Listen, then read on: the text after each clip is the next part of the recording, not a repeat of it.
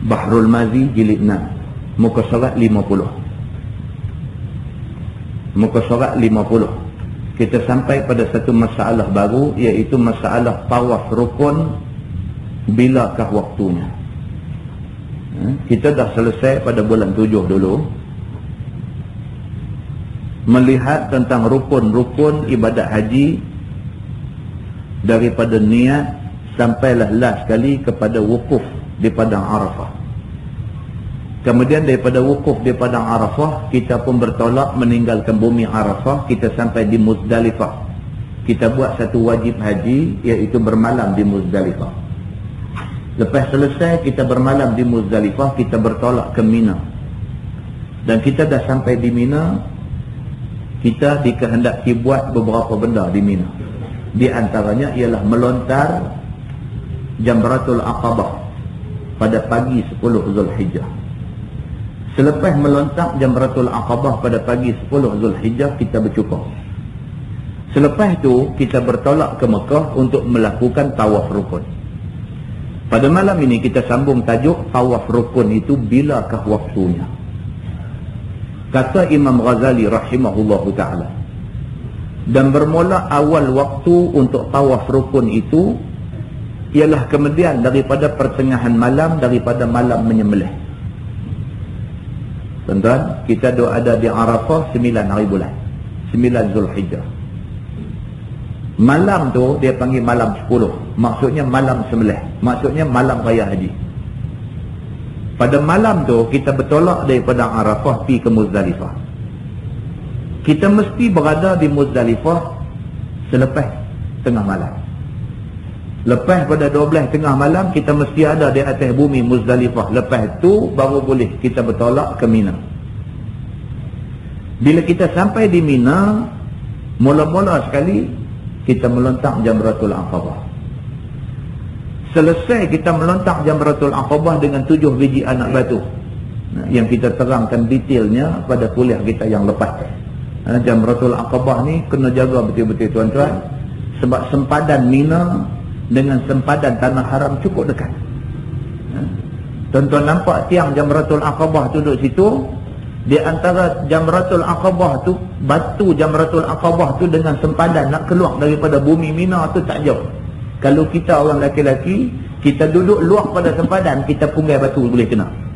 Tu jarak dia tu. Nak abah kata tak jauh. Dan bukan sikit orang yang melontar Jamratul Aqabah berada di luar daripada sempadan Mina, dan lontarannya itu tidak sah.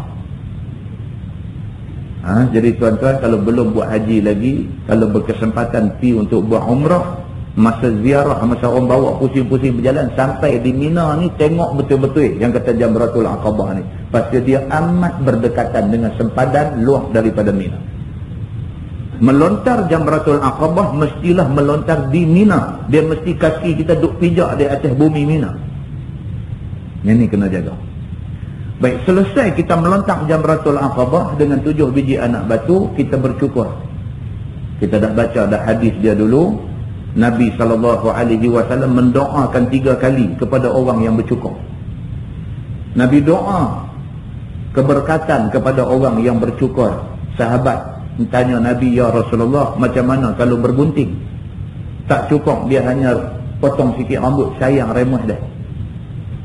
Nabi kata, dia doakan keberkatan kepada orang yang bercukur. Sahabat ni tanya lagi, ya Rasulullah, macam mana dengan gunting? Nabi doa lagi keberkatan kepada orang yang cukur 3 kali. Dia kata, ya Rasulullah, macam mana dengan orang yang gunting? Barulah Nabi doa untuk orang yang gunting. Maknanya ialah kita dituntut supaya cukuplah. Bukan selalu kita nak buang rambut ni. Sempena pergi buat haji, ibadat yang menjadi kemuncak kepada orang Islam, ibadat orang Islam, buanglah remeh tu, esok dia naik balik. Kan? Jadi cukup habis semua rambut, itu amat-amat dituntut oleh agama kita. Lepas selesai bercukur, selepas selesai kita bercukur, bermakna kita sudah tahallul awal. Tahallul awal ialah kita melakukan 2 daripada 3 benda. Iaitu, yang pertama melontar Jamratul Aqabah, yang kedua bercukur, dan yang ketiga tawaf rukun. Kita buat mana-mana 2 daripada 3, kita buat tahallul awal. Orang yang dah selesai melontak Jamratul Aqabah dan selesai bercukup, dia terus perjalanan dia pergi ke Mekah untuk melakukan tawaf rukun. Maka bermula waktu untuk tawaf rukun itu ialah daripada tengah malam tadi ni. Kita bertolak daripada bumi Arafah sampai di Muzdalifah, tunggu sampai tengah malam. Masuk aja tengah malam, bermulalah waktu untuk kita buat tawaf rukun. Maknanya bila-bila masa dalam tempoh tu, kalau kita buat tawaf rukun, tawaf kita sah. Begitu maksudnya. Dan yang lebih afdal waktunya ialah hari menyembelih. Dan lebih afdal ialah tunggu sampai pagi esok ni. Pada pagi 10 hari bulan Zulhijjah itu. Dan tiada akhir bagi waktunya. Waktu untuk tawaf rukun ni dia tak ada akhir, bila-bila pun boleh. Maka dengan kerana itu, orang perempuan yang ketika dia pergi ke padang Arafah, dia dalam keadaan haid, berhadas besar, dia kena tunggu sampai selesai haid dia apa semua, suci, dia mandi apa semua, bersih diri dia boleh pergi buat tawaf rukun. Kerana tidak ada waktu akhir bagi nak melakukan tawaf rukun. Itu cerita dia. Baik, dan tiada akhir bagi waktunya. Bahkan harus baginya takhirkan kepada barang mana waktu yang dikehendakinya. Bila pun boleh nak tawaf rukun. Begitu. Tetapi berkekalan berkait dengan pertalian ihramnya. Cuma satu masalah. Kita tangguh tawaf rukun, maka selagi itulah kita masih ada dalam ihram lagi. Kita tahalul awal dah. Dah tahalul awal dah. Orang yang bertahalul awal, kalau laki-laki, dah boleh buka kain ihram, boleh pakai baju berjahit. Tetapi dia masih lagi ditegak daripada 3 perkara. Di antaranya dia kata, maka tiadalah harus baginya jima sehingga tawaf dia. Ini larangan yang masih berkuat kuasa ke atas orang yang baru buat tahalul awal dan belum tahalul sani. Tentu yang tak biasa kursus haji, yang tak biasa pergi Mekah, dengar dia tak dapat. Dia tak dapat. Tapi nampak lagu duk angguk tu okey. Dia tak dapat. Bila saya duk terang tadi, kita bertolak daripada padang Arafah pergi Muzdalifah mai ni, dia tak nampak benar ni, dia tak nampak. Dia tenang. Dia tak nampak. Tak nampak pun tak apa, dengar juga. Sebab esok bila pergi kursus haji, dia tunjuk dalam bentuk praktikal, kita boleh kaitkan balik dengan apa yang kita dengar malam ni. Bagi orang yang dah pergi ke Mekah, sama ada dia pergi untuk buat haji ataupun dia dah pergi untuk buat umrah, sekurang-kurangnya dia nampak gambaran ni. Bagi orang yang pergi ke Mekah buat haji, dia nampak, dia dengar, dia nampak dia punya silap lagi kau. Ada juga orang yang menjadi main kursus haji, dia duduk dengar satu macam, dia dengar bila ustaz punya duduk tekan tang ni tadi ni. Tuan-tuan jaga baik-baik, Jamratul Aqabah ni dengan sempadan keluar daripada Mina tak jauh, dekat aja. Dia mula ada kecup perut. Aku orang itu duduk tang mana tak keluar lah. Biasa tuan-tuan, benda yang macam ni biasa bagi kebanyakan orang, bukan bagi setengah orang, bagi kebanyakan orang. Pasal apa? Pasal masa dia pergi Mekah buat haji hari itu, dia tak ketahuan punca. Dia tak ketahuan punca. Dia pergi kursus haji pun dia tak faham, dia baca buku pun dia tak faham, tahu dia pergi lagu tu aja. Bila dia balik dia duduk dengar balik, baru dia mula duduk nak faham, baru dia duduk main kecukur. Maka daftar lagi sekali, pergi lagi sekali. Dia cakap lagu tu. Kan? Pasal apa? Benda ni dia tak boleh buat main-main. Pasal dia ada akibat dia. Kalau kita buat tak betul, dia ada akibat dia. Dia bukan kira pakai habis tang tu je. Dia ada akibat dia. Kemungkinan akibat dia apa? Akibat dia kita balik ke Malaysia dalam keadaan kita tidak bertahalul sani. Kita melontak di Jamratul Aqabah, katalah kita melontak di Jamratul Aqabah itu tidak sah. Katalah begitu. Kemudian kita bercukup, kemudian kita tawaf rukun. Maknanya kita baru buat 2 daripada 3. Pasal apa? Pasal melontak Jamratul Aqabah tak sah.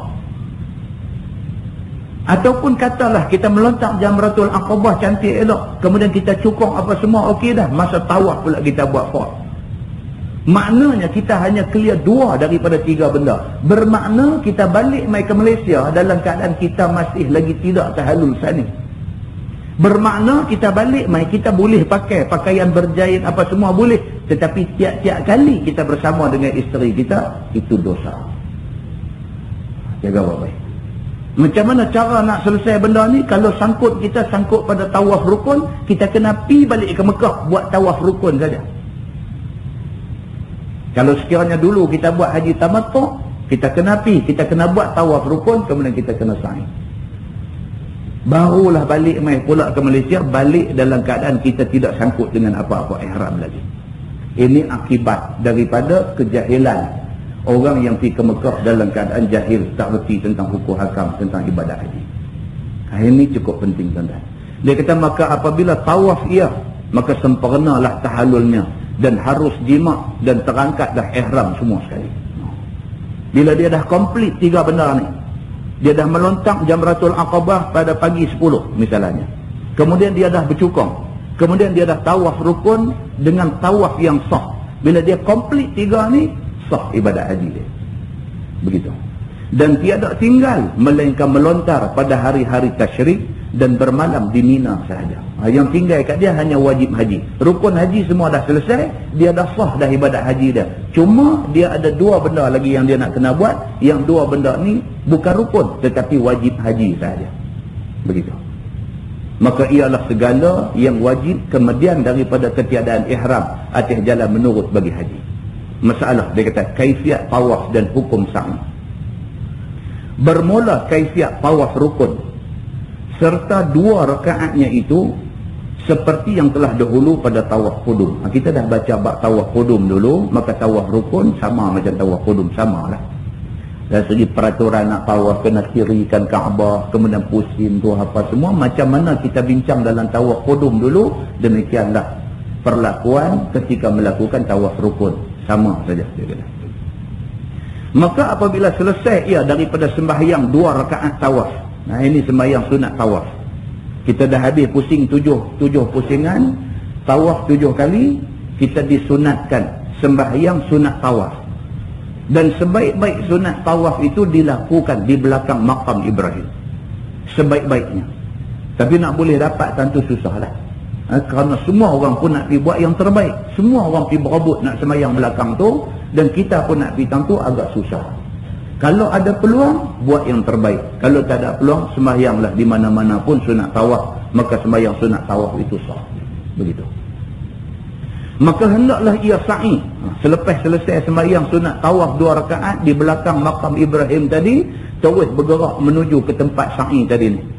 Maka hendaklah ia sa'i sebagaimana telah kita khabarkan kaifiatnya di dalam masalah yang dahulu.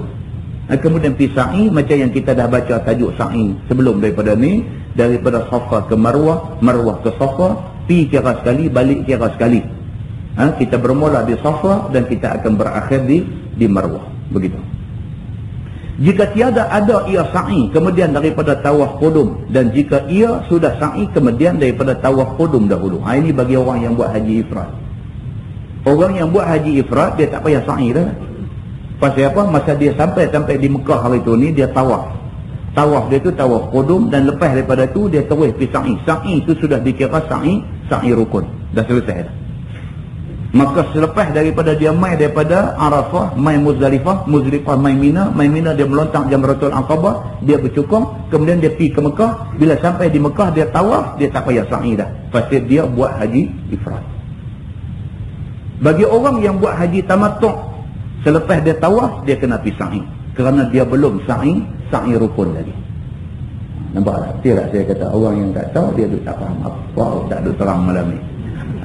Ada cerita dia macam tu. Maka tiadalah sayogia diulangi sa'i lagi. Kerana sa'i kemudian daripada tawaf qudum itu sudah jadi sa'i fardu. Ya, ini bagi orang yang buat haji ifrad. Bahkan apabila sudah selesai daripada tawaf itu, maka kembalilah dia ke Mina kerana nak bermalam dan nak melontar jamrah yang 3 di sana. Ini bagi orang yang buat haji ifrad. Gitu. Masalah khutbah di dalam haji itu ada berapa tempat? Kata Imam Al-Ghazali rahimahullahu ta'ala, dan sunat bagi imam pada hari ini berkhutbah ia kemudian daripada gelincir matahari. Khutbah cerita dia bila? Selepas gelincir matahari. Maksudnya bila masuk waktu zuhur, barulah mula masa untuk khutbah di dalam musim haji ini. Khutbah yang di luar daripada masa gelincir matahari ini, khutbah apa? Khutbah gerhana saja. Kan? Khutbah gerhana bulan misalnya, nak tunggu gelincir matahari apa ni. Masa gerhana tu masa tu khutbah, masa tu semayang. Gitu. Maka ialah khutbah wada', yakni bagi Rasulullah sallallahu alaihi wasallam. Maka di dalam haji itu ada 4 khutbah, iaitu khutbah yang pertama, khutbah hari yang ke-7. Ini macam mana yang Nabi buat. Kita mula ibadat haji 9 hari bulan, 9 Zulhijjah, kita kena ada di padang Arafah selepas waktu luhur. Nabi sallallahu alaihi wasallam masa dia buat haji dulu, dia bertolak keluar. Dia bertolak keluar daripada Mekah nak pergi ke Arafah, dia bertolak pada 7 hari bulan. 7 hari bulan keluar dah. Sebelum nak bertolak pergi tu, satu khutbah dah Nabi bagi. Dan khutbah ni dipanggil khutbah. Nak keluar pergi buat ibadat haji ni, 7 hari bulan nak keluar pergi tu, Nabi dah bagi satu khutbah, satu syarahan dah kepada sahabat-sahabat yang nak pergi buat haji ni. Nabi bagi tahu dah ni, kita nak buat ni satu ibadat yang menjadi kemuncak kepada segala ibadat. Nabi bagi tahu dah, kalau sekiranya kita pergi buat ibadat haji ni, kita dapat haji yang mabrur, maka kita ni umpama budak yang baru lahir daripada perut ibu. Nabi bagi motivasi, Nabi bagi semangat yang cukup kuat supaya sahabat-sahabat yang nak turun pergi ke Mekah ni, mereka dapat semangat yang cukup kuat sebelum turun pergi. Maka 7 hari bulan, satu khutbah Nabi dah bagi kepada sahabat-sahabat dia. Dan khutbah yang kedua ialah khutbah hari Arafah. Ini di padang Arafah ada satu khutbah lagi. Bila masuk aja waktu Zuhur, satu khutbah nanti buat. Dan yang ketiga dia kata khutbah hari menyembelih. Ini khutbah hari raya haji lah, macam biasa. Kita di sini pun ada khutbah raya haji. Dan yang keempatnya khutbah Yaumun Nafar al-Awwal, iaitu khutbah ketika bagi orang-orang yang nak buat nafar awal. Nafar awal ni pula ialah orang yang ada di Mina kerana nak bermalam dan nak melontar tu, dia tunggu hari 11 sampai hari 12 je. Hari 12 sebelum maghrib dia keluar daripada bumi Mina balik ke Mekah. Orang yang memilih untuk balik ke Mina pada hari 12, mereka ni dipanggil orang yang buat nafar awal. Orang yang tunggu sampai hari 13 baru balik, mereka ni dipanggil orang yang buat nafar sani. Gitu.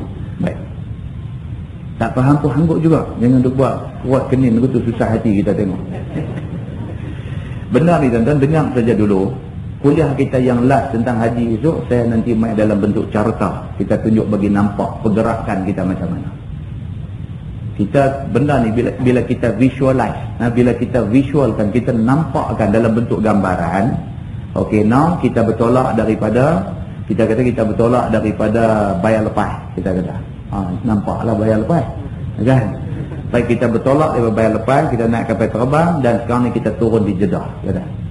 Baik, di Jeddah kita tunjuk dalam bentuk gambar ni Jeddah. Apa yang akan kita jumpa di Jeddah, kita akan terang macam tu. Baik, di Jeddah ni apa semua. Dalam perjalanan tadi daripada bayar lepas nak sampai ke Jeddah, kita akan lalu satu kawasan dia panggil miqat. Di kawasan itu kita akan disuruh berniat. Sama ada nak buat haji tamattu' ke nak buat haji ifrat ke apakah, kita akan berniat di miqat. Atas kapal terbang tu kita dah niat dah. Kita turun di Jeddah. Bila kita sampai di Jeddah, okey, apa akan berlaku di situ? Daripada Jeddah kita akan bertolak masuk ke Mekah, misalnya kita kata. Bila lepas kita ada masuk ke Mekah ni, apa kita nak buat? Kita akan tunjuk dalam bentuk gambar. Masa tu baru tuan-tuan nampak balik apa yang kita ada baca Allah ni, kita akan masukkan dalam gambar-gambar tu. Masa tu baru kata bagi susah sangat, kata. Apa itu dia duk terang nampak kabut sangat. Memang macam tu cara hajinya, memang macam tu. Baik. Masalah dia kata melontar jamrah yang 3 dan bermalam di Mina. Kata Imam Al-Ghazali rahimahullahu taala, apabila sudah selesai daripada tawaf rukun seperti dalam masalah tadi, maka kembalilah ke Mina kerana bermalam di sana dan melontar jamrah yang 3. Dah selesai dah kita tawaf rukun, kita sa'i apa semua, kita balik semula ke Mina. Balik ke sana dengan tujuan untuk 2 benda. Yang pertama nak bermalam pada malam 11, malam 12 dan malam 13. Dan yang kedua untuk melontar pada hari 11, hari 12 dan hari 13. 2 benda ni kita nak kena perhati. Maka bermalam dia pada malam itu di Mina. Maka apabila sudah subuh pada hari yang kedua daripada hari raya, yakni hari raya kedua, yakni hari yang ke-11 daripada bulan Zulhijjah, dan sudah gelincir matahari, maka mandilah ia kerana nak pergi melontar jamrah yang 3, iaitu al-jamratul ula dan al-jamratul wusta dan Al-Jamratul Aqabah. Maka mulanya pergi ia ke Jamratul Ula, kerana ialah mula-mula yang dilontar. Maka lontar akan jamrah itu 7 biji batu.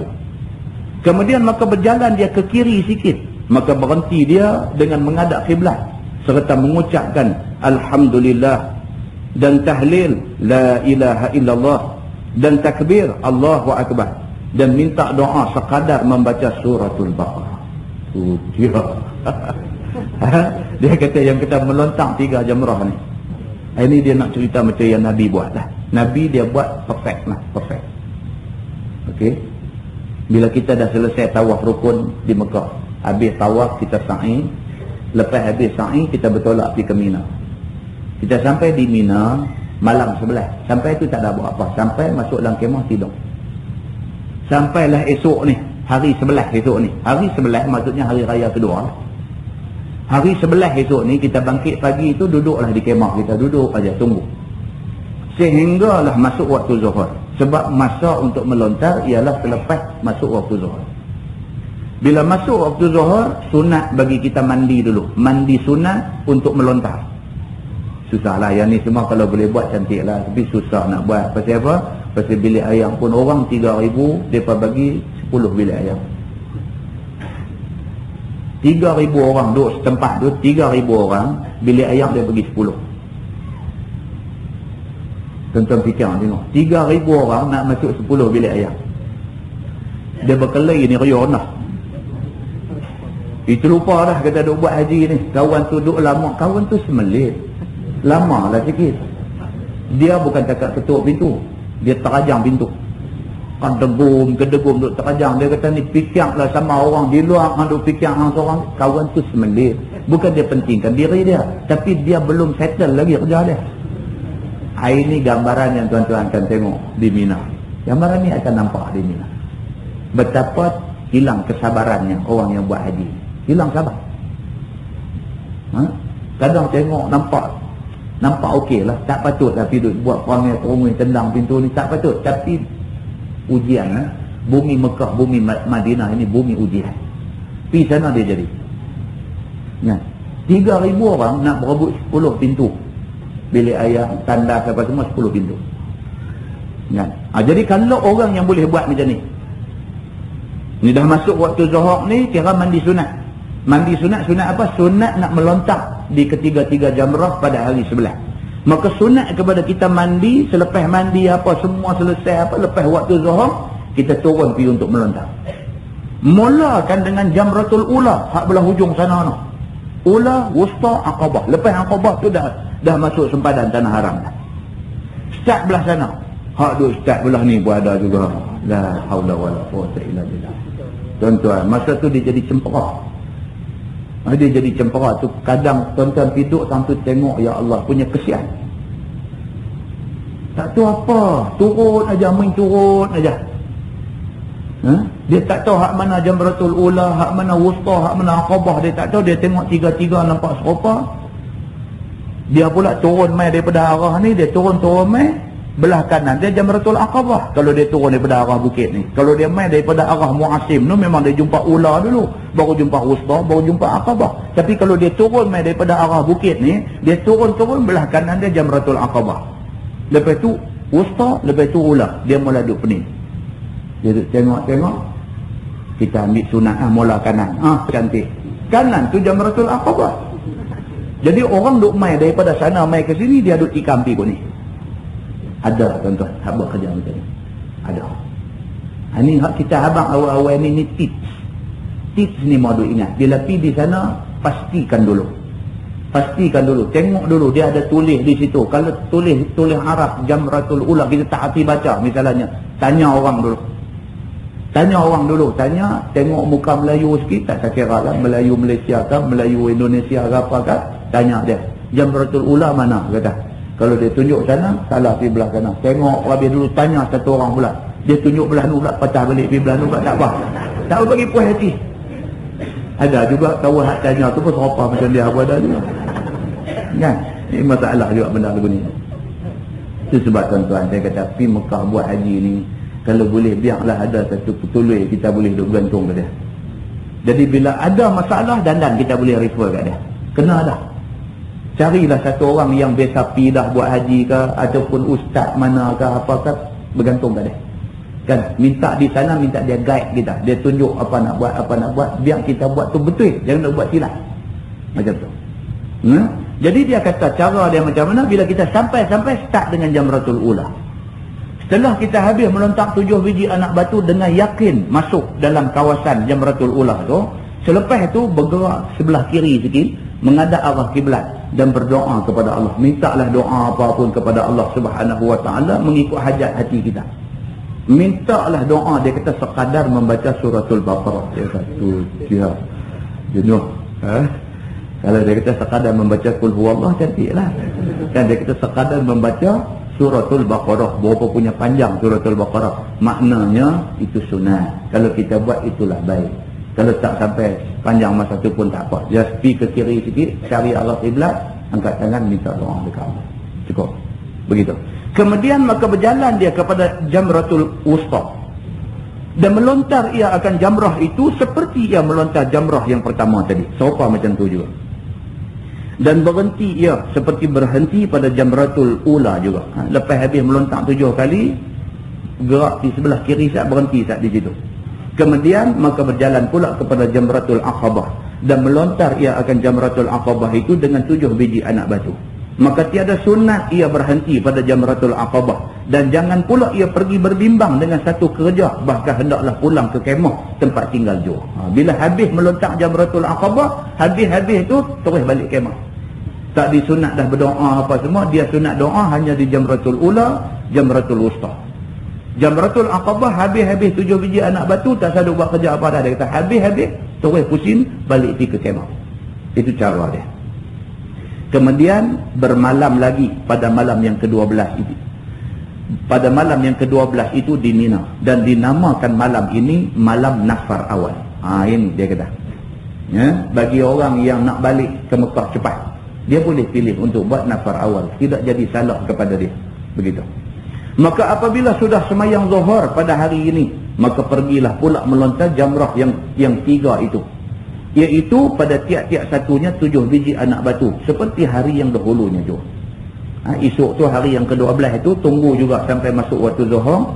Sunat mandi dulu. Mandi kerana nak melontar. Lepas habis apa semua, turun pergi melontar Jamratul Ula 7 biji. Kemudian mai ke tepi sikit, arah kiblat berdoa. Pergi Jamratul Wusta pula, melontar 7 biji anak batu, pergi ke kiri sikit berdoa. Kemudian pergi Jamratul Aqabah pula, 7 biji anak batu, habis terus balik kemah. Balik kemah bagi orang yang nak buat nafar awal. Dia tak mau tunggu dah. Dia tak mau tunggu di Mina sampai hari yang ketiga. Dia kira aku nak balik hari ni dah, aku tak tahan dah keadaan di sini. Teruk tuan-tuan. Keadaan di Mina ni keadaan yang cukup teruk. Dengan asap bas, dengan asap ambulans, dengan asap lori, dengan asap macam-macamnya dia ada datang tu. Dengan hingapnya pencemaran udara, cukup teruk lah. Tentu keadaan cukup teruk. Dengan keadaan orang berdarah-darah muka, merambu-rambu darah.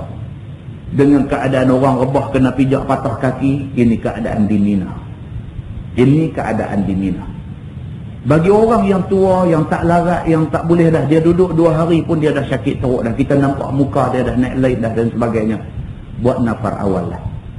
Hari yang ke-12 itu, lepas waktu zuhur, dah pergi melontar di ketiga-tiga jamrah ni, balik ke kemah, siap barang-barang semua.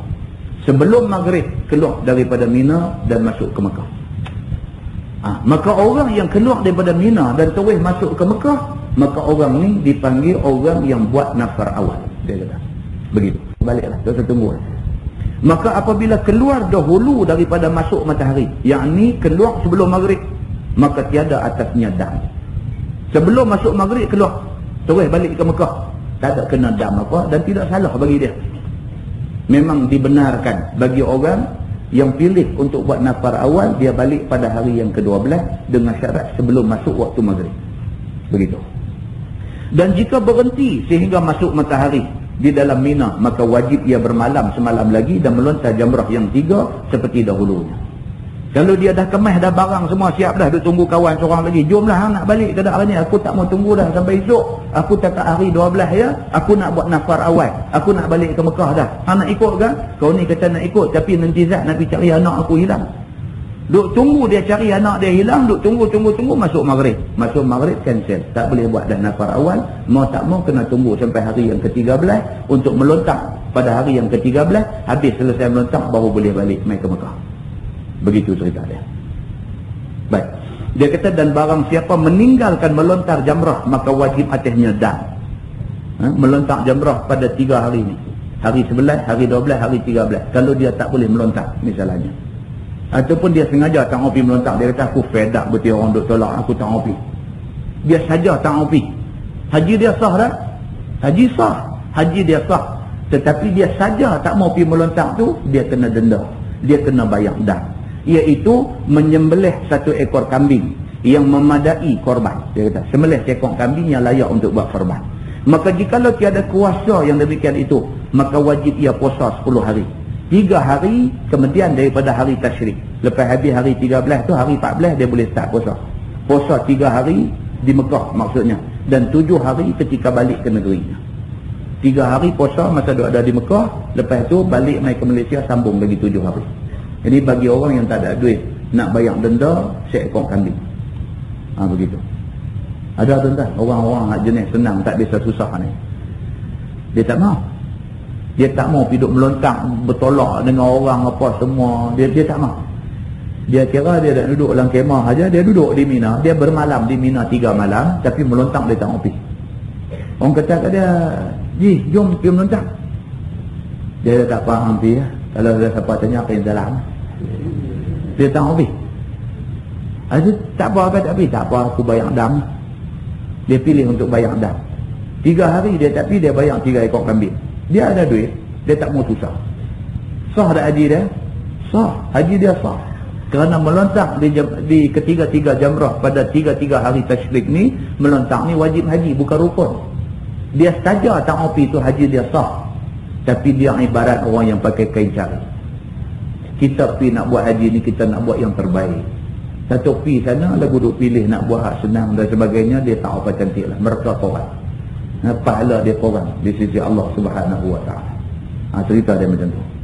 Dan sayogia, jangan ditinggalkan hadir semayang berjemaah di Masjid Al-Khif di Mina, kerana pahalanya itu amat besar. Dia kata kalau boleh lah. Kalau boleh, cuba pergi semayang di masjid. Tak boleh, tak boleh pergi. Tak boleh pergi. Ramai orang di situ. Tonton bayangkan, di situ ada sekitar 3 ke 4 juta orang.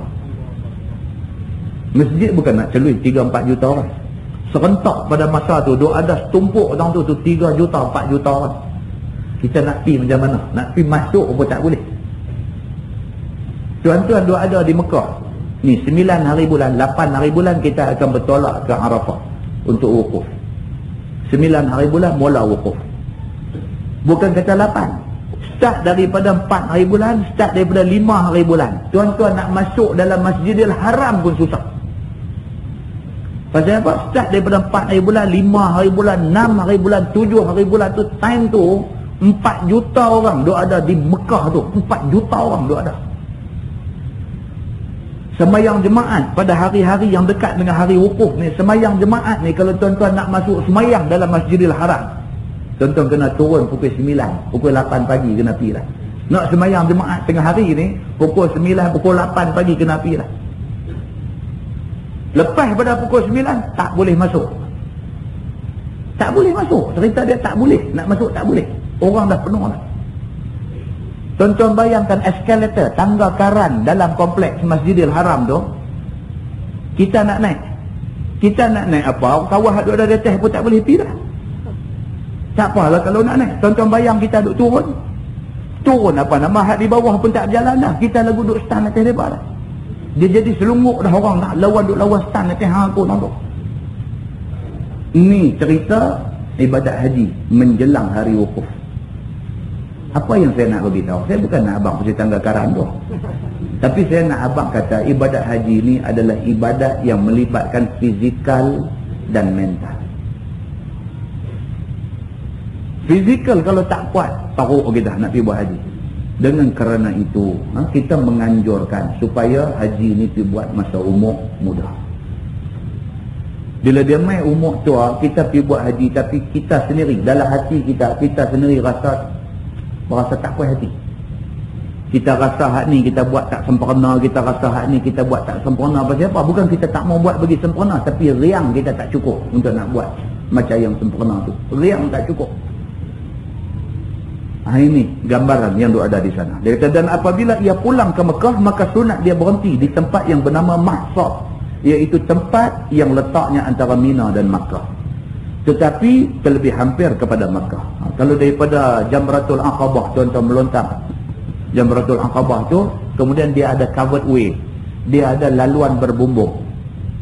Jalan ikut laluan berbumbung tu, jalan sampai penghujung dia akan tembus dekat dengan Masjidil Haram. Perjalanan daripada Jamratul Aqabah tempat kita melontak di Mina ni nak pi ke Masjidil Haram tu, lebih kurang 75% perjalanan kita akan sampai satu tempat tu nama Maqsad. Dia lebih hampir kepada Makkah. Bila sampai di situ, dia kata, bila sampai di situ disunatkan bagi kita berhenti sat dulu di Maqsad tu, berhenti di situ. Tetapi terlebih hampir kepada Makkah. Maka sembahyang asar, sembahyang maghrib dan sembahyang isya di Mahsab itu. Kemudian tidur sekejap. Kemudian baru masuk Mekah. Dia kata, ini kalau nak buat cara sempurna lah. Tak ada lah, kita tak buat dah semua. Mahsab kita tak tahu tak mana dah bila pergi ni. Dekat. Tak tahu dah. Kita dengar aja macam mengaji ni ada tempat nama Mahsab. Di antara Mina nak pergi ke Mekah. Tetapi dia lebih dekat kepada Mekah. Kita tahu lah secara teori. Bila pergi sana dia main rabun habis tak tahu apa lah. Masuk dah dia kata ni. Ni duk ada Mekah dah dia kata Mekah lah. Jadi tak tahu apa lah. Ya, dia jadi lagu tu. Memang dia jadi lagu tu. Nah, pasal apa jadi lagu tu? Satu, pasal bukan kampung kita. Kita pergi masuk kampung orang. Kan Mekah ni kampung. Walaupun pembangunan dia dengan hotel Hilton, dia dengan apa, tapi Nabi panggil Mekah ni apa? Ummul Qura. Nabi panggil Ummul Qura, maksudnya ibu segala kampung. Kampung. Jadi kita duduk kampung kita pergi kampung orang. Bila kita pergi kampung orang, pertama kali pula kita pergi, dia jadi rusak masuk kampung. Dia tak tahu nak kalah sama mana. Turun hotel ni, kita lapak naik hotel lain. Dia jadi cempera. Bukan gaduh cakap besar, tak cakap besar pun naik hotel lain juga. Dia silap. Pasal apa? Kita dah jadi, tak tahu lah. Dia jadi macam tu. Ada orang yang jadi macam tu. Jadi kita abang awal-awal. Kalau jadi, tidak semestinya benda tu jadi ke dia kerana dia cakap besar. Dah, tak semestinya. Pasti kita ni kadang-kadang kita faham macam tu. Bila orang tua ni sesat, kita kata dia ni ada ni tu cakap besar apa. Dah, dia tak mesti cakap besar. Kadang-kadang bukan kerana cakap besar yang dia jadi lagu tu. Kerana dia tak ketahuan dah. Dia dah tak tahu pertimbangan dah. Mana tempat dia duduk, mana dia tak tahu dah. Kadang-kadang kerana tu. Itu keadaan di sana. Baik, kemudian tajuk baru dia kata bab ma jaa fi ifradil hajj. Iaitu bab yang datang pada menyatakan menunggalkan haji. Yang ini cerita haji ifrad. Ketahuilah saudaraku, bermula menunggalkan kerja haji daripada umrah itu telah diperbuat akan dia oleh Nabi SAW dengan dalil hadis yang dikeluarkan oleh Imam At-Tirmidzi. Hadis dia an Aisyah radhiyallahu anha anna Rasulullah sallallahu alaihi wasallam afradal hajjah. Maksudnya diriwayatkan daripada isteri Nabi sallallahu alaihi wasallam yang bernama Siti Aisyah radhiyallahu anha, bahawasanya Nabi sallallahu alaihi wasallam telah menunggal ia akan kerja haji. Aisyah kata Nabi masa dia buat haji dulu, dia buat haji ifrad. Aisyah kata begitu. Kata At-Tirmidzi, dan pada bab ini ada riwayat daripada Jabir dan Ibni Umar. Dan katanya lagi, bermula hadis Siti Aisyah ini adalah hadis yang hasan lagi sahih. Dan telah mengeluarkan dia oleh Imam Muslim di dalam Sahih Muslim. Masalah, haji ifrad itu apa hukumnya? Apa hukum buat haji ifrad? Tuan-tuan, kebanyakan kita pergi ke Mekah, kita tak pilih untuk buat haji ifrad. Kebanyakan kita akan buat haji tamattu'. Pasal apa kita tak pilih haji ifrad? Pasal apa kita pilih haji tamattu'? Itu persoalannya. Baik, kita tidak pilih haji ifrad kerana dengan memilih untuk buat haji ifrad, kita ada banyak benda nak kena jaga yang takut kita tak boleh nak jaga. Tuan-tuan bayangkan, daripada bayar lepas tuan-tuan dah pakai kain ihram, tuan-tuan naik kapal terbang dalam keadaan berpakaian ihram, tuan-tuan sampai di miqat, tuan-tuan niat untuk mengerjakan haji ifrad. Nawaitul hajja wa ahramtu bihi lillahi ta'ala. Saja aku mengerjakan haji dan berihram dengannya kerana Allah Ta'ala. Niat aja tuan-tuan sudah dikira berada di dalam ihram haji. Maknanya berapa lama nak habis haji, dalam masa tu tuan-tuan akan sentiasa dalam keadaan dua helai kain. Tuan-tuan turun di Mekah dengan dua helai kain tu. Tuan-tuan sampai di Mekah dengan dua helai kain tu. Tuan-tuan tawaf qudum, kemudian sa'i dengan dua helai kain tu. Tuan-tuan balik mai ke hotel dengan dua helai kain tu. Kalau lagi 2 minggu baru nak mai hari wukuf, 2 minggu tu tuan-tuan duduk dalam keadaan dua helai kain tu. Dua helai kain tu dah jadi satu masalah dekat kita. Nak kepung bukan senang, dua helai kain. Nak kepung bukan senang, bersila tak kena gaya, karut juga. Kan? Lagu nak duduk bertimpuh sedia apa tak boleh, bersila tak lagi, ram dia terbuka habis, tak lagi, payah. Bukan setakat nak jaga dua helai kain tu saja payah, bukan setakat tu aja. Tuan-tuan rambut, tuan-tuan duk sikat tak tentu punca, luruh dan sebagainya, semua cerita dia nak kena denda macam-macam. Pasal apa? Pasal kita duk ada dalam ihram haji. Tuan-tuan bercakap kena jaga betul-betul. Pasal orang dalam ihram tak boleh bercakap benda-benda yang tak elok. Tidak bermakna orang yang tak duduk dalam ihram boleh merapu, tak bermakna macam tu. Tapi orang yang dalam ihram lebih lagi kena jaga. Pasal apa? Pasal dia langgar benda tu, ada hukuman nak kena kat dia. Tuan-tuan bayangkan 2 minggu misalnya, ataupun 1 minggu misalnya, tuan-tuan kena duduk dalam keadaan dua helai kain ni. Nak pergi semayang waktu di masjid pun dengan dua helai kain tu. Balik main nak duduk dalam bilik hotel pun dengan dua helai kain tu. Tuan-tuan nak pergi nak beli apa di, barang di kedai pun nak kena pakai dua helai kain tu. Susahlah, susah. Susah dan kita takut kita terlanggar pantang larang ihram. Takut. Okey, maka kita pilih untuk buat haji tamattu'. Haji tamattu' daripada bayar lepas kita pakai pakaian ihram. Ni bagi orang yang nak masuk Mekah lah. Pakai pakaian ihram. Dalam perjalanan sampai di miqat kita niat nawaitul umrata wa ahramtu biha lillahi ta'ala. Saja aku mengerjakan umrah. Kita niat umrah saja. Sebab haji kita tak niat lagi. Sampai di sana, sampai di Jeddah, turun apa semua, selesai cerita immigration, custom apa semua selesai, kita naik bas masuk ke dalam kota Mekah. Bila sampai di Mekah, check in hotel. Masuk hotel, letak barang apa semua elok-elok, turun pergi ke dalam kompleks Masjidil Haram, tawaf. Tawaf tu tawaf apa? Tawaf umrah. Pasal kita dalam ihram umrah. Tawaf, lepas tu sa'i. Lepas sa'i, potong rambut sikit. Kita dah boleh balik ke hotel dan buka pakaian ihram kita yang dua helai kain ni. Kita boleh pakai seluar panjang, pakai baju Melayu kan, nak pakai t-shirt ke apakah, kita dah bebas dah. Kita duduk dalam keadaan macam tu sehinggalah mai waktu untuk pergi wukuf. Selesa, kita macam duduk di sini juga. Sampailah hari 8 hari bulan kita nak bertolak pergi ke Arafah, barulah kita ambil kain ihram tu pakai pula. Pakai pula, keluar daripada hotel niat nawaitul hajjah. Saja aku mengerjakan haji pula, wa ahramtu bihi lillahi ta'ala. Kemudian barulah kita bertolak ke Arafah. Di Arafah kita pakai dua helai kain. Daripada Arafah kita bertolak ke Muzdalifah dalam keadaan dua helai kain. Daripada Muzdalifah kita sampai di Mina, kita terus melontar Jamratul Aqabah, kemudian kita bercukur. Habis kita bercukur, kita buka dua helai kain tu, pakai seluar panjang kita balik, pakai t-shirt kita balik.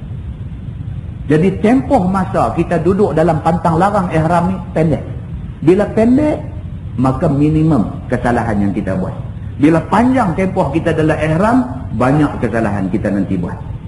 Orang yang memilih untuk buat haji ifrad, ini haji yang terbaik, tapi dengan syarat dia kena jadi orang baik betul.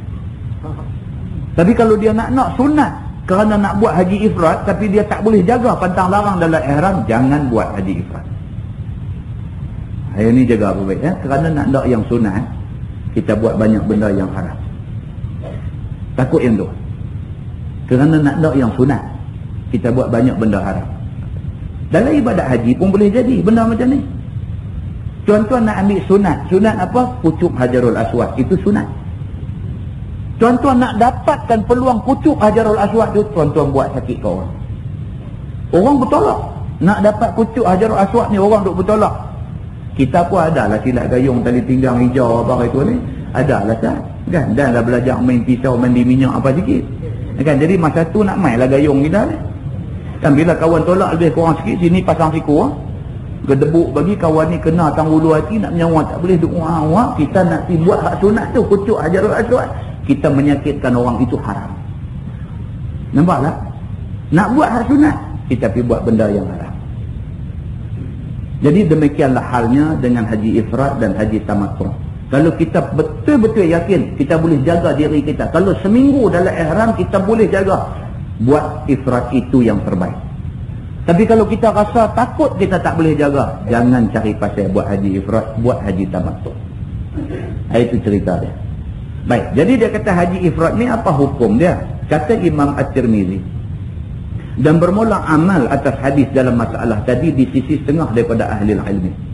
Dan diriwayatkan daripada Ibni Umar bahawasanya Nabi SAW menunggalkan haji dan menunggalkan oleh Abu Bakar dan Umar dan Osman. Itu dia. Dan kata At-Tirmizi lagi, dan telah berkata As-Sawri, jika engkau ifratkan haji maka itulah yang lebih bagus. As-Sawri ni tuan-tuan, As-Sawri ni dia pernah jadi imam mazhab, tetapi dia adalah mazhab yang tidak popular. Dia hanya hidup, mazhab ni hidup dalam tempoh masa yang pendek, kemudian pupus kerana tidak ada orang ikut. Dia ada beberapa nama yang ulama-ulama ni dulu menjadi imam mazhab. Yang kita kenal 4 tu lah. Imam Abu Hanifah, mazhab paling tua. Imam Malik, mazhab yang nombor 2 selepas daripada Imam Abu Hanifah. Imam Malik belajar kepada Imam Abu Hanifah. Kemudian Imam Syafi'i, dia adalah anak murid Imam Malik. Kemudian Imam Ahmad bin Hanbal. Hak ni popular. Selain daripada 4 ni dia ada lagi mazhab lain, tapi mazhab ni tak lama, tempoh masa sat-sat saja, dan hanya terkenal di kawasan setempat saja. Di antaranya mazhab Al-Auza'i. Kita biasa dengar nama-nama ni dalam kitab-kitab agama. Al-Auza'i juga imam mazhab. Imam Al-Layth bin Sa'ad juga imam mazhab. As-Sawri juga imam mazhab. Dia ada beberapa lagi.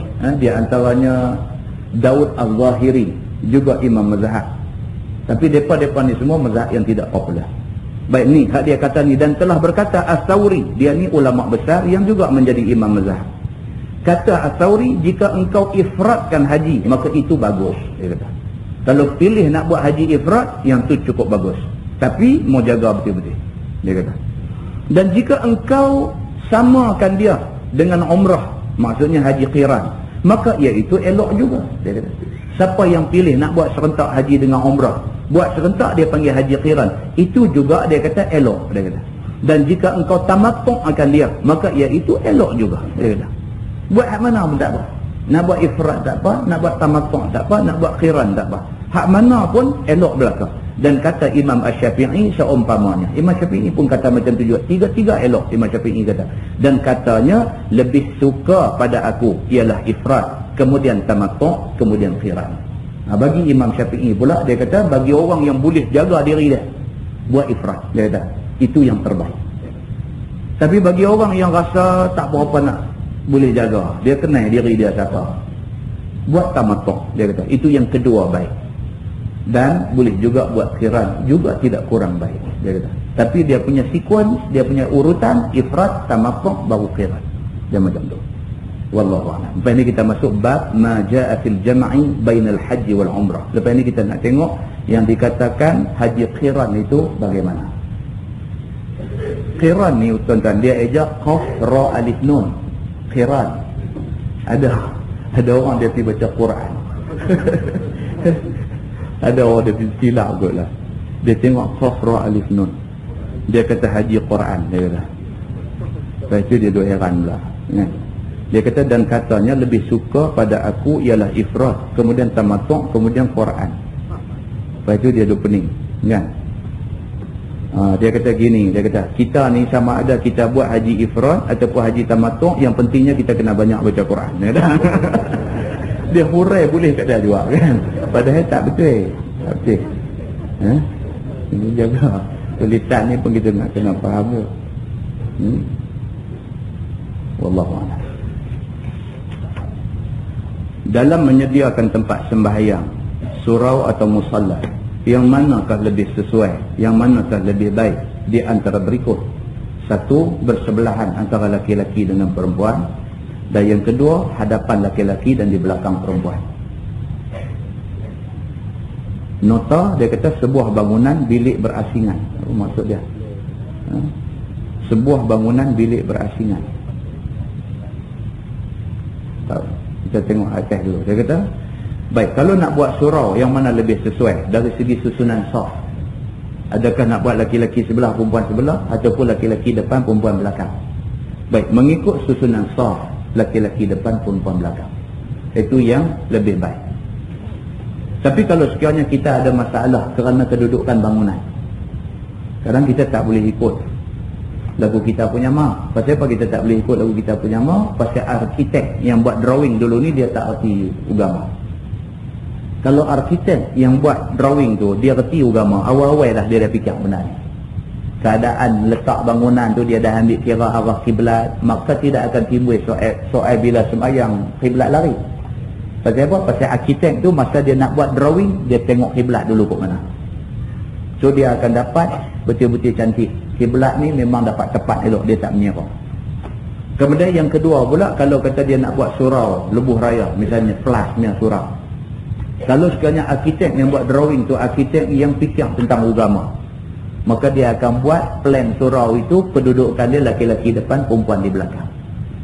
Jadi dengan itu membolehkan orang perempuan sembahyang berjamaah, ikut jemaah laki-laki di depan. Tapi yang masalah duk jadilah ni, kita punya arkitek, kita punya apa, depan ni pun tak apa nak fikir pasal agama. Kan? Dia tak mau nak fikir pasal agama. Jadi bila dah jadi dah surau baru duk fikir kiblat kok mana. Heran juga kita kadang-kadang, memang bangunan tu dibuat daripada asalnya nak buat surau, tapi jadi kiblat lari ni. Kira karut lah, kita tak maulah macam ni, karut ni. Pada asal memang kita nak buat bangunan tu, nak buat bangunan surau pada asal dah. Tapi pasal apa masa tu tak ambil kira arah kiblat apa? Yang kemudiannya baru nak mai cari kompas, baru nak atur kiblat ke mana, tu dia kiblat punya kona kat tu. Bila kona kat tu, sah kita dah rugi dah. Orang boleh sembahyang, sikit orang dia boleh masuk sembahyang. Pasal apa? Pasal kedudukan dia tak dapat tepat. Jadi sepatutnya benda ni mau ambil arkitek Islam hak ada janggut punya. Dia kira abang lebih tu senang faham. Ya, ambil arkitek Islam hak ada janggut punya. So, geng ni dia bila dia nak buat, dia akan ambil kira arah kiblat, dia akan ambil kira susunan saf dan sebagainya, semua jadi cantik. Kan, begitu. Jadi kalau dia tanya yang mana lebih baik, so jawapan dia yang baik sekali ialah di hadapannya lelaki dan di belakangnya wanita. Begitu.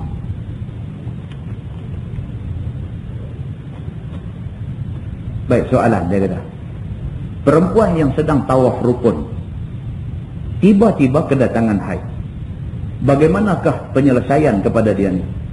Kerana masa hendak pulang ke tanah air tinggal 2-3 hari saja lagi. Ini problem. Ini problem. Baik, cerita dia dalam Islam tidak ada tolak ansur. Orang perempuan yang dalam keadaan haid, dia di dalam keadaan hadas besar, dia tidak boleh tawaf rukun. Dia tawaf rukun, dia berdosa. Tak boleh, cerita dia tak boleh. Baik, soalnya kalau dia tengah tawaf rukun, baru pusingan yang ketiga, tiba-tiba dia kedatangan haid. Apa perlu dia buat? Dia kena stop immediately. Serta merta dia kena berhenti dan dia kena keluar daripada kompleks Masjidil Haram. Yang ni nombor satu sekali. Sama macam kita tengah duduk semayang. Kita tengah-tengah semayang, terbatal semayang. Tak boleh duduk fikir macam aku berhenti sini, patau kata aku kentut pula. Turut pilah tu haram. Tak boleh. Baca aja immediately kita kena duduk. Immediately. Soal kawan sebelah lagi bagi salam, Assalamualaikum warahmatullahi wabarakatuh. Assalamualaikum. Hang kentut ke? Kita pun jawab, na'am. Lepas itu kita panggil keluar. Malu dekat dia tak apa. Jangan kita cari pasal dengan Tuhan. Nah, jadi soalnya apa? Soalnya ibadat khusus seperti sembahyang fardu ataupun tawaf rukun ataupun apa yang memerlukan ada wudu, mesti dalam keadaan ada wudu, mesti dalam keadaan suci daripada hadas kecil dan hadas besar. Bagi kih kawan ni, dia tengah duk tawaf, baru pusingan ketiga misalnya, tiba-tiba dia rasa macam dia kedatangan haid. Kemudian pasti dia wajib kena berhenti lah tu juga, dan dia kena keluar daripada kompleks Masjidil Haram. Baik, soalan kedua dia kata bagaimana jalan penyelesaian sedangkan masa nak balik tinggal 2-3 hari saja lagi. Penyelesaian dia ialah dia kena pergi jumpa pegawai tabung haji, abang masalah ni. Apa cerita pun tabung haji kena bagi masa dekat dia sehingga dia selesai masa haid dia, sehinggalah dia bersuci, sehinggalah dia boleh tawaf rukun, lepas tu baru dia balik. Kok mana pun kena buat begitu. Pasal apa? Kegagalan dia untuk tawaf rukun, dia akan balik dalam keadaan ihram. Dia hanya tahlul awal saja. Baik, dan benda ni tabung haji tahulah nak buat macam mana. Memang mereka dah ada plan-plan contingency ni, mereka memang ada plan-plan yang macam ni. Cuma sebagai langkah yang apa nama kita kata, langkah awal bagi orang perempuan yang nak pergi ke Mekah, dia kena buat kira-kira dah bila agak-agak nak main dan sebagainya, dia kena buat dah calculation ni apa semua, dia kena settle cepat-cepat. Yang penting sekali tawaf rukun, dia kena settle cepat-cepat. Sebab dalam ibadat haji yang memerlukan wudu dan suci hadas kecil hadas besar adalah tawaf rukun. Dia kena kira sendiri dia kena ikhtiar lah macam-macam mana pun buat bagi elok benda ni. Nah? Baik. Benarkah orang yang mengerjakan haji ifrad tetapi tidak melakukan ibadat korban, kedudukannya jatuh nombor 2? Sebaliknya orang yang mengerjakan haji tamattu' sudah naik nombor 1. Saya pun tak tahu benda ni, saya pun tak pernah jumpa lagi bab turun nombor 2 naik nombor 1 ni, tak pernah jumpa lagi. Cuma yang kita duk jumpanya cerita dia lagu ni, haji ifrad itu haji yang terbaik. Dan orang yang berpeluang ke sana untuk mengerjakan haji, langsungkan sekali dengan ibadat korban. So kalau kita boleh buat haji ifrad dan kita juga boleh buat korban, itu yang terbaik. Jadi cerita nak turun nombor 2, kawan ni nak naik nombor 1, saya tidak pernah jumpa lagi. Wallahu a'lam. Jadi yang baik itu daripada Allah, yang tidak baik itu silap saya. Kita tangguhkan dengan tasbih kafarah dan suratul Asr.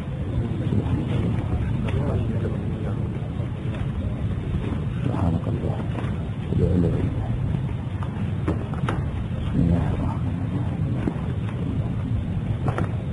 إلا الذين آمنوا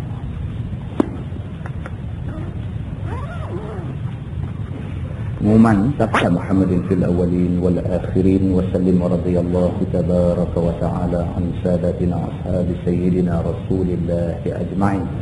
بسم الله الرحمن الرحيم. الحمد لله رب العالمين حمدا يوافي نعمه ويكافئ مزيده. يا ربنا لك الحمد كما ينبغي لجلال وجهك وعظيم سلطانك. رضينا بالله ربا وبالإسلام دينا وبمحمد نبيا ورسولا. اللهم افتح علينا فتوح العارفين وارزقنا فهم النبيين بجاه خاتم المرسلين. اللهم فقهنا في الدين وعلمنا التأويل واهدنا صراطك المستقيم. اللهم أرنا الحق حقا وارزقنا اتباعه وأرنا الباطل باطلا وارزقنا اجتنابه. اللهم اجعل جمعنا جمعا مرحوما وتفرقنا من بعده تفرقا معصوما. وصلى الله على محمد وعلى آله وصحبه وسلم والحمد لله رب العالمين. السلام عليكم.